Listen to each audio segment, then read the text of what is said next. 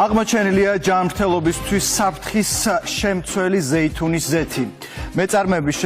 შემოწმების შედეგად სერიოზული დარღვევები გამოვლინდა. დედაქალაქის მასშტაბით შემთხვევითი შერჩევის პრინციპით აღებული ზეითუნის ზეთის ნიმუშები ევროპის აკრედიტებულ ლაბორატორიებში გადაიგზავნა. კვლევამ დაადასტურა, რომ ერთ-ერთი პროდუქტი, რომელიც თურქეთიდან იყო იმპორტირებული, კანცეროგენულ ნივთიერებებს შეიცავდა. საუბარია კომპონენტზე, რომელსაც შეუძლია მძიმე ზემოქმედება იქონიოს ადამიანის ჯანმრთელობაზე, გამოიწვიოს ღვიძლის დაზიანება, დნმ-ის ცვლილება და სიმსივნური პროცესების რისკის ზრდა. მცენარეული ზეთების კონტროლს სახელმწიფო კიდევ უფრო ამკაცრებს. 1 ივლისიდან იცვლება საკანონმდებლო მოთხოვნები, ხოლო სურსათის ეროვნული სააგენტო საზოგადოებრივი კვების ობიექტების მრავალჯერადად შემოწმებას გეგმავს. მარიკა გოცილიძის რეპორტაჟი.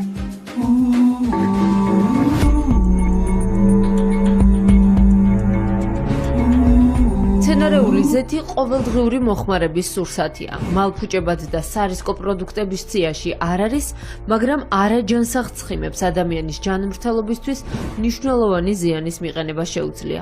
მცენარეულ ცხიმებს ბოლო წლებში სისტემატურად ამოწმებენ. დარღვევები ყველაზე ჯანსაღ ცხიმად აღიარებულ ზეითუნის ზეთში გამოვლინდა.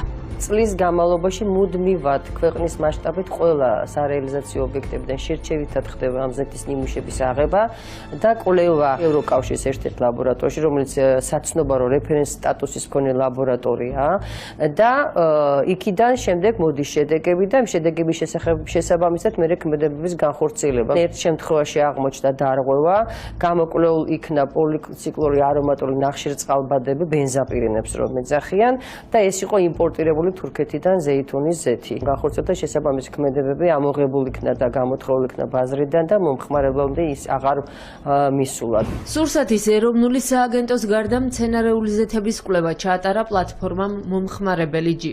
თბილისის სხვადასხვა მაღაზიაში შემთხვევითი შერჩევის პრინციპით შეძენილი მცენარეული ზეთის 15 ნიმუში იტალიაში აკრედიტირებულ ლაბორატორიაში შემოწმდა და ქიმიური ნაერთის ევროკავშირის ნორმის გადაჭარბება ამ შემთხვევაშიც ერთ ნიმუში ფინალის ცივი დაწვრვის ზეითუნის ზეთში გამოვლინდა.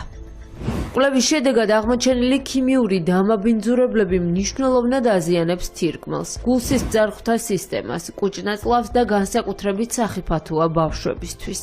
გავლენას ახდენს თირკმელზე, ანუ ნეფროტოქსიური, ასევე ჰეპატოტოქსიური ღვიძლს აზიანებს განსაკუთრებით მამაკაცებში კვლევებით ესეა დადგენილი ფერტილულ თვისებებს და შეიძლება დნმ-ის ცვლილებაც გამოიწვიოს. მისი ხანგრძლივი მიღების შედეგად, ანუ მისი ტოქსიურობა უფრო მძიმდება ამ მძიმე მდგომარეობას და შეიძლება კანცეროგენული ეფექტიც მოგვწეს. სასიამოვნო არც ერთი ასაკისთვის არ არის.